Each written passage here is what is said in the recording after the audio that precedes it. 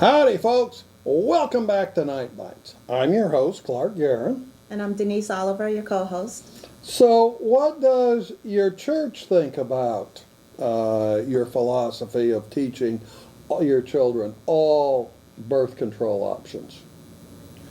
What does your pastor think?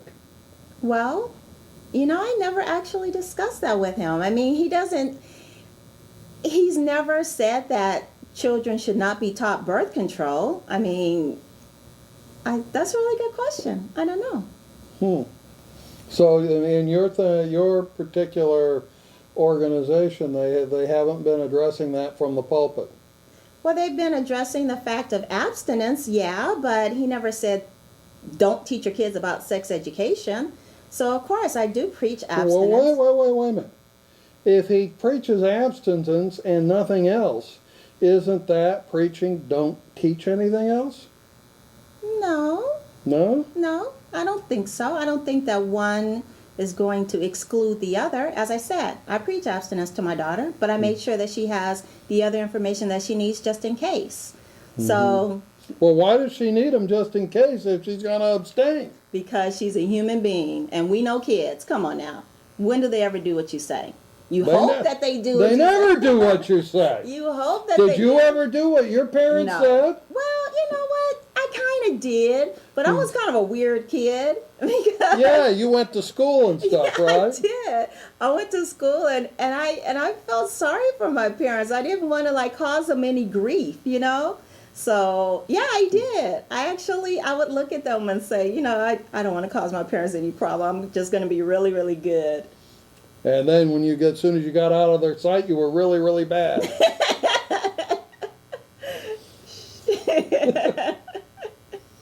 But now you've told me a lot about your, shall we call it, your younger days, when, shall we say, that you were a hunk magnet? Yeah. Basically, anything that wore pants ran after you and all they wanted was one thing. Well, I don't know what they wanted, but I know they didn't get it. Well, one did. Yeah. Well, yeah.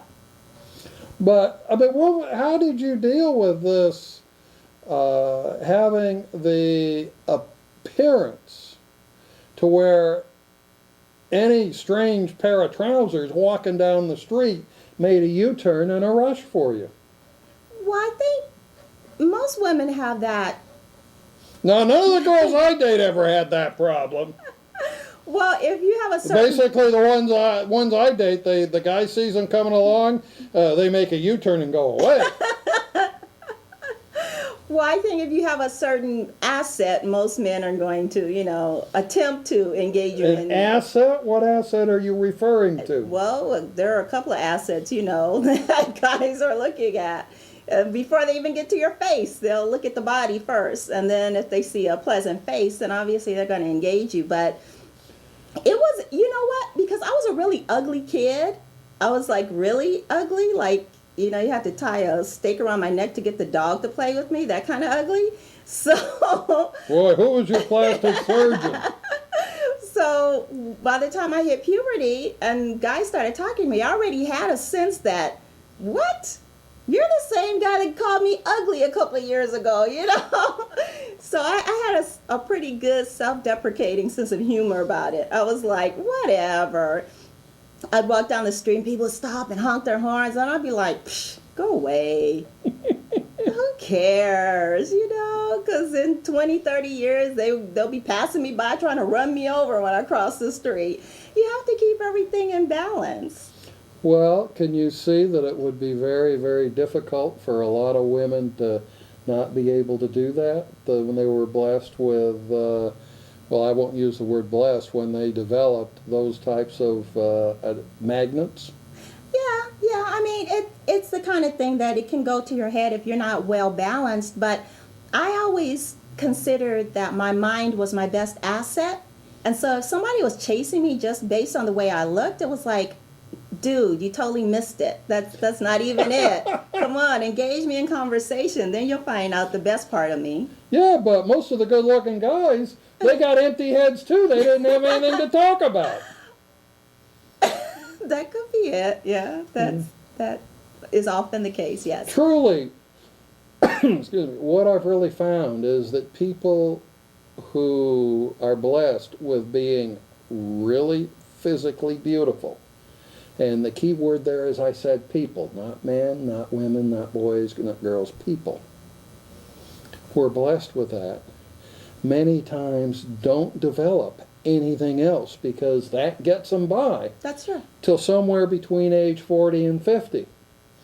And if between age 40 and 50 they haven't either managed to find a significant other to marry and take care of them, or managed to fight all of the stampede over their beauty to manage to learn how to do something to make their way in the world, then they're cast aside. Yeah, because they haven't developed a sense of who they are. And that's what carries you through the rest of your life. But I think if you didn't really start off as being beautiful or being especially good looking, and you developed a personality and you developed a sense of who you are, then that carries you forward. Because that's, in the end, we all end up looking like raisins anyway. So Raisins? Yeah, Wait a minute. raisins. Wait a minute. Maybe blacks look like raisins. White people don't look like a sun-dried raisin, just a little pale raisin. So that's, that's what happens. I always thought I was probably going to end up more like a prune. Oh, okay. I'll say a prune for you. Anyway, but this is, it's really interesting the way you manage to have such a balanced look at your period of time when you were a hunk magnet. Keep a sense of humor about it. And now with your daughter, how have you managed to avoid that, have her deal with that? Oh, her nose is always in a book. Please, if someone is looking at her, she'd never know because she's walking like this with her nose in a book. And that's good. I taught her to read when she was 4, and I kept a book in front of her face ever since. Now, how did you convince her to read it for? She saw me reading, and it was fun. And she saw me reading and laughing. It was like, whoa. I mean, if you're being entertained by something, don't other people want to do it too? Mm-hmm.